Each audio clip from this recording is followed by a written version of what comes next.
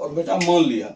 बाप का कुछ भी बोलता तो बाप का एक बार मान लिया। बोला ठीक है हम यमराज के पास ही जाएंगे। ठीक है ना। अब उसका बाप लाख समझाया कि इतना संपत्ति है तुम मेरे लिए बचा के रखे हैं, क्या करेंगे। ठीक है, बहुत सारा संपत्ति था और उसके पिताजी का ये इच्छा था कि हम जब सर्वस्व दान कर देंगे, सर्वमेध यज्ञ में सर्वस्व जब दान कर देंगे, दान के पश्चात मेरी बची हुई संपत्ति का मेरा एकमात्र बालक है नचिकेता ही रखवाला होगा, वही देख रेख करेगा, वही जीवन यापन करेगा। लेकिन नचिकेता ये निर्णय लिया कि हम अब यमराज के पास ही जाएंगे। क्यों? मेरे पिताश्री का ये आदेश है कि हमको यमराज के पास जाना है। और उसका पिताजी लाख विनती किया, वो नहीं रुका, वो डायरेक्ट यमराज के पास पहुंच गया।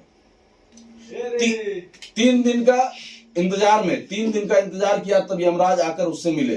बोले तुम यहाँ क्यों आए हो? बोला हम अपने पिता के आदेश से आए। ठीक है ना। तुम बोला कि आप तो तुम कुछ खाना पीना खा लो। 3 दिन से भूखे प्यासे यमराज का इंतजार कर रहा था। बोला नहीं, जब तक हम आपसे नहीं मिलते हम खाना पीना नहीं खाते। बोला अब खा लो। बोले नहीं, हमको आप एक्सेप्ट करिए, मतलब मृत्यु को दान में दे दिए मेरे पिताजी, तो हम आपके शरण में आ गए, आप यमराज हमको एक्सेप्ट कर लीजिए, हमको पृथ्वी लोक पे जाना नहीं है। लेकिन उस यमराज बोला नहीं, हम तुमको पृथ्वी लोक पर वापस भेजना चाहते हैं। ठीक है ना, तुम बताओ तुमको क्या चाहिए? तो बोला हमको मात्र एक चीज चाहिए, आत्मज्ञान, आत्मा के रहस्य का ज्ञान हमको चाहिए। ठीक है ना। ये बोला वो नहीं हो सकता, क्योंकि आत्मा के रहस्य का ज्ञान जो है सिर्फ देव को ही, देव यानी देवता को ही पता है। ठीक है ना। पृथ्वी लोक के किसी भी व्यक्ति को आत्मा के रहस्य का ज्ञान नहीं मालूम है। लेकिन इतना कहने के बावजूद भी वो नहीं माना। बोला हम तुमको 3 वरदान देते हैं, तुम पहला वरदान मानो। तो वो पहला वरदान नचिकेता मांगा कि हम अपने पिताजी में खुशी देखना चाहते हैं। ठीक है ना। वो मेरे प्रति बहुत गुस्सा हो गए हैं, हम नहीं चाहते वो मेरे लिए गुस्सा हो, और हम जो आपको खुद को दान में देने आए हैं, इसका लाभ मेरे पिता को मिले, और मेरे पिता ने जो सर्वमेध यज्ञ किया है उनका यज्ञ सफल हो जाए। क्योंकि बूढ़ी और कमजोर गाय को जब दान कर रहा था उसका पिता, तो यज्ञ वैसे भी विफल हो जाता। ठीक है ना। तो वो पिता के लिए सबसे पहला वर मांगा कि मेरे पिता का यज्ञ सफल हो जाए।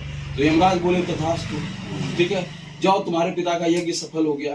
दूसरा बात बोला, पिताजी हमको पुनः एक्सेप्ट करने के लिए तैयार हो जाए, अगर हम पृथ्वी लोक पर दोबारा आ जाते हैं तो ठीक है। यमराज बोले तथास्तु।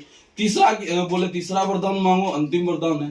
तो अंतिम वरदान पुनः नचिकेता यही मांगता है कि हमको आत्मा के रहस्य का ज्ञान चाहिए, बिना लिए हम नहीं जाएंगे। ठीक है ना।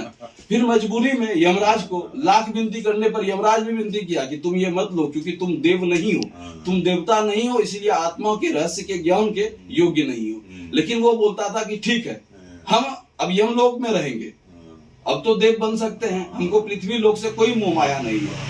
पृथ्वी लोक मेरे लिए मृत्यु लोक के समान है, हम वहां जाना पसंद नहीं करते हैं। अब आप हमको यहीं रखिए, लेकिन हमको आत्मा के रहस्य का ज्ञान जरूर दीजिए। ठीक है ना। लास्ट में यमराज को हार फार के आत्मा के रहस्य का ज्ञान उसको प्रदान करना पड़ा। ठीक है ना। चूंकि यमराज के पास मात्र एक डायरी होता है, उस डायरी में सिर्फ यही लिखा होता है कि किस आदमी को कब उठा के लाना है यमलोक में, समझे ना। भेजने का डायरी उसके पास नहीं है। ठीक है ना।